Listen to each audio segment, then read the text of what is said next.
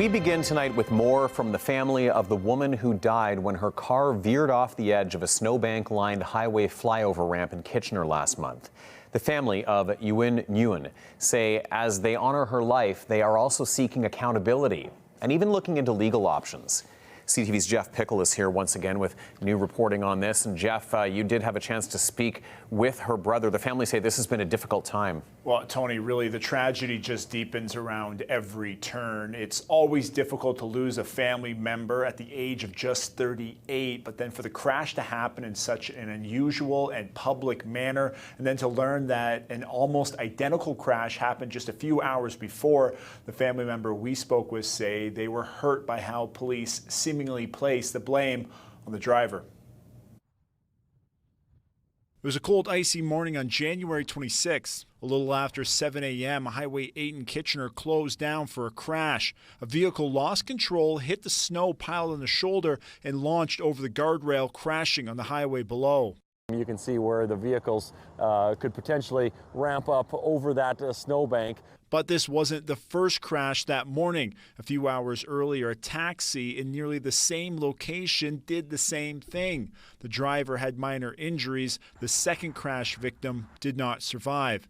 The victim was 38-year-old Uyen Nguyen, the eldest of 4 siblings. She played a big role in basically raising us from a young age. Known by her siblings as Gian, Henry describes his big sister as outgoing, caring, and dependable. She's your stereotypical oldest sibling, takes on all responsibility, does the most work, and take care of all the affairs. That morning, Henry says he got a call from one of Euin's colleagues that she didn't show up for work, something highly out of character. I told them that I was gonna go to her workplace, maybe take the path back to her condo to see if I can see her on the side of the road or something. Maybe she swerved off and she got a little accident. Henry said he heard reports of a bad crash near the flyover, but didn't immediately think the worst. And I just remember trying to peek over the edge of the ramp to see if that was her car, right? She had a kind of dark greenish bluish RAV4,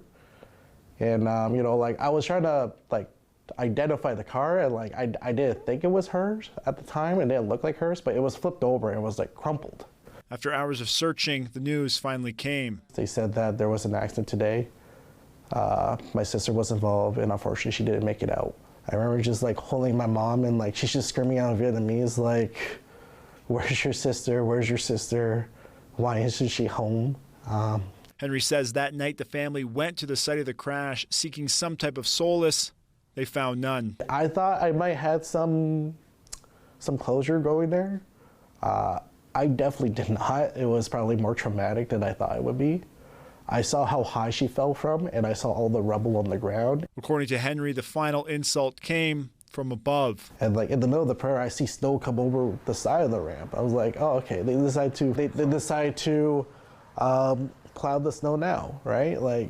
Henry says the circumstances of the crash seemed out of character for his older sister. She was a very cautious person, and she worried for us, because she thinks that we might get into accidents if we don't know about this storm or we don't know about this black ice. After the crash, the OPP indicating typically a vehicle issue or driver error and not road conditions are to blame. Road conditions and weather conditions don't cause crashes. It's the driver behavior and the actions of the driver or the vehicle that results in issues. Henry says these comments from the OPP did not sit well with the family. I feel like it was very lazy of them just to say it was driver error.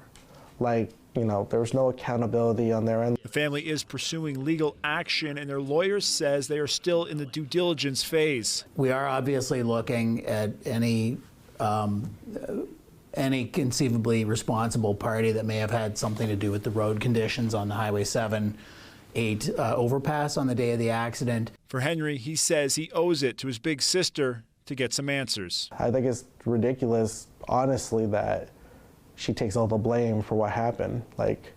And to say that after she lost her life as well, just a kick in the face. The OPP say the crash is under investigation. We reached out to police and the MTO for an update, but did not hear back for airtime. The family's lawyers say they are still in the process of gathering information, and if there is anyone with information or dash camera footage from that morning, they would like to be in touch.